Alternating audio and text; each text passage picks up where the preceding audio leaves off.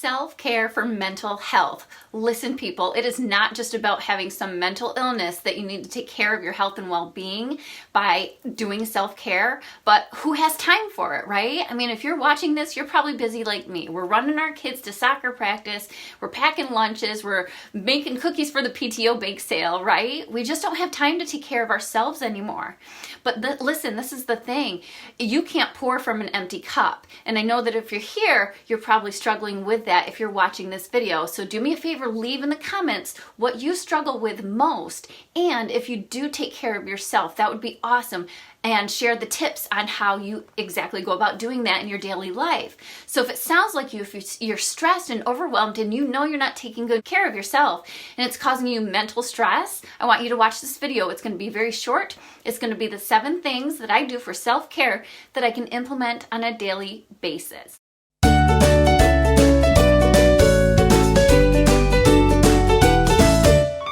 If you're new to this page, my name is Erin Cook. I am the creator of Find Your Free Time. I have 4 kids and 3 businesses, and I need to take care of myself because if mama ain't feeling good, nobody else is getting taken care of, right? Things aren't getting done. So I need to take care of myself. As much time as I don't have to spend on myself, I still need to do it. So these are the 7 things that I implemented when I learned a long time ago that I just can't give and give and give and not fill myself back up. Now, I'm not talking going out and doing my nails, getting my hair done, having a spa day. I don't have time for that, and I don't feel that's necessary for good mental health on a daily basis or a regular basis, okay? That for me is a luxury, but these are things that you can implement right now, today, and I know you have time for, because if I have time for them, you do too, okay? So let's get to it. Grab a paper and pen. Go ahead and comment if you have any questions. So the very first thing that you need to do is often, especially women, you know, you're growing up and you're told, like, if something happens and you start crying when you're a child, a lot of the times what do you hear? Oh, don't worry about it. It's no big deal. Nothing to cry over. It happens. But what that really told us when we were younger, and it's nobody's fault, but it told us, don't cry when you feel like crying. You know what I mean? Oh, you're scared? Well, don't be scared because it's not worth being scared over.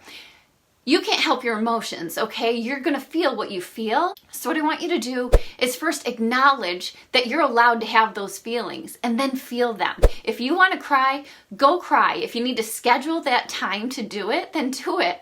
If you don't wanna do it around anybody else, that's okay, but you need to get those feelings out. If someone dies, you need to cry. You need to grieve. The only way to grieve and get past that stage is to actually get out those feelings, right? Sometimes we want to skirt around our feelings and find a direct path to happiness, but the only way to do that sometimes is to just plow through it. So you have to deal with the things that you're feeling, and you have to know that it's okay to do that. So when you're stressed, feel stressed, but then make a plan to move on. Because if you say, oh, I'm not stressed, I'm just going to keep going like a little robot, you're going to wear yourself out. So you need to take care of that, feel those feelings, and allow yourself to do that, and know that it's okay to do that. To go along with that, the second thing that you can do is to make sure that you know it's okay to talk about those things, because it's taboo, right? If you're feeling stressed or you are sad or you're angry, sometimes if you go and tell people, certain people, these things and your feelings, they tend to stuff it under the rug, right? They're like, oh, don't worry about it, it'll pass, it's all in your head type thing.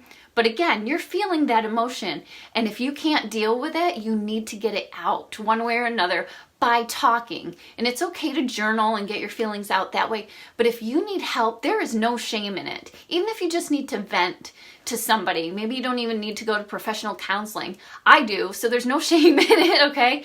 That for me is a sign of a strong person that wants to stay strong. So there's no shame in talking about your feelings or telling people what your problems are. Now you have to tell the right people, but you'll know that by people's reaction, and you'll learn the things that you can tell people and things that you have to tell somebody else. Now those first 2 things, they're as needed, right? You feel your feelings when you feel them. I can't tell you have to do it every day. And you talk to somebody when you need to. Now this next one you can do every day, and it takes 30 seconds, but I will tell you it will change your mindset over time, especially if you're someone like me that's stressed and anxious a lot. Okay, and that's pretty much the whole world. So there's no feeling like you're the only one. So I do a gratitude journal. Now, before you freak out about a journal, I don't mean like write paragraph after paragraph. I write down 3 things before I go to bed that I'm grateful for, or 3 things that went right during my day if I've had a really crappy day. This does 2 things. First, it allows me to start focusing on the positive things of the day, because at the end of the day, don't you just run through your head saying, oh, this happened and this happened if you've had a bad day, right? And you focus on that. So we get that out when we start changing our mindset, but that also allows us to sleep better, which is, guess what? The 4th thing that you need to do to help take care of yourself. That's a good step towards more self-care, is regulating your sleep schedule. Now, in order to do that, you need to know that 8.2 hours of sleep is recommended, okay, each night. Now, I know we don't all get that. Now, this is the average, but if you've watched my video on how much sleep is actually recommended, you will see all of the health benefits that happen and what happens when you don't. There's early death, obesity, there's diabetes, there's heart disease. All of those things can be linked back to how much you sleep.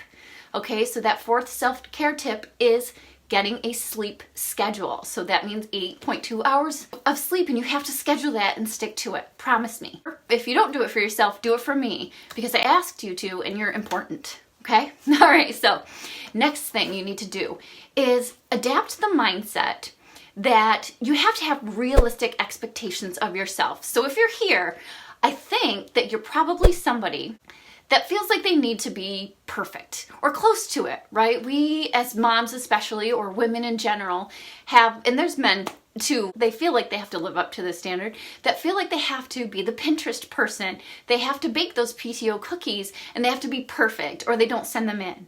Or you don't do anything unless it's done right. It's not necessarily a bad thing, but it is if it's stopping you from doing what you want to do and being happy.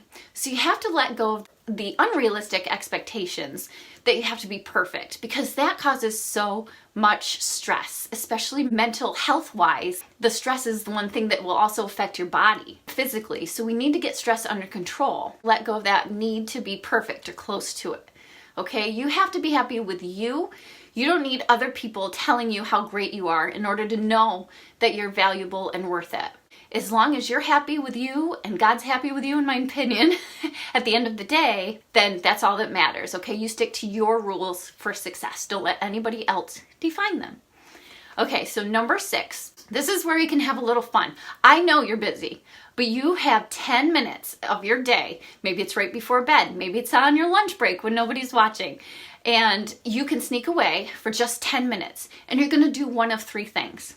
The first thing I love to do, and you've seen me do it on Facebook before, we have dance parties at our house, but when no one's watching, I just let loose by myself. I'll turn on the music, I'll crank it to whatever I'm feeling. If I'm feeling angry, for 10 minutes, I will turn on some rap music, okay? And I'll just get those feelings out. Or if I'm feeling like I just want quiet and peace time, I'll do that too. So that's the second thing that you can do, is just take that 10 minutes, turn everything off, or maybe turn on some soothing music and just be, just relax. Use that 10 minutes for whatever you want to do. Or you can choose to do something creative. See, all my life I've been creative, but I feel like sometimes it's stuffed, right? Do you feel like you're so busy doing everything else that you don't have time to just sit down, maybe if you're an artist, and draw something? Or maybe if you like to bake, you want to just make, homemade cookies, but you can't because you just don't have time, but that's your creative outlet. Take 10 minutes a day, or longer if you need to, and schedule in that time to be creative. I don't care what it is. You don't have to create a masterpiece. Just create something using whatever energy you have for 10 minutes, and you're not focused on the worries of your life. You're not focused on the worries of your world. You're just doing something that you enjoy. Okay, so those 3 things you can do in 10 minutes each day. I know you can, because I do. I have to, or I would die. I really feel like I would die if I didn't have 10 minutes to myself. You can imagine, right? I always have at least 1 or 2 kids with me at all times, 24 hours a day, 7 days a week. That's my life. Okay, unless I have a doctor appointment, and then it's like, woohoo! Okay, so take that 10 minutes. I promise you it can change your mood and help your overall well-being. So the last one, I say it in almost every video. Do you know it? It is routine. All right, if you are a stressed out person, you have to have a routine as close to possible, the same every single day. Okay, so you go to work, maybe when you come home from work, you have dinner waiting, or maybe you have to make dinner for your spouse or whoever, and then maybe you got to get the kids their bath, or maybe go to hockey practice, or whatever you have to do each day. You have to have it written down so that you know ahead of time. Because even if you know mentally, hey, Thursday I have to go and take the kids to soccer. That's in your head, that's great, it's bouncing around, but there's some things that are going to slip, and that's going to cause you more stress than if you had just written it down the night before, figured out what you're going to do the next day, and you're like, I'm prepared, I feel good, I'm organized, I can do this. Then if something comes up and you have to switch things around, it's okay because you already know what you need to get accomplished for that next day. All right, so routine is a major factor in decreasing stress and taking care of yourself, your mental health, and your overall well-being. So routine. And if you need help doing that, again, go to findyourfreetime.com. That's my program where I teach you how to automatically schedule your day with your smartphone in just 5 easy steps. It actually teaches you how to schedule your entire life.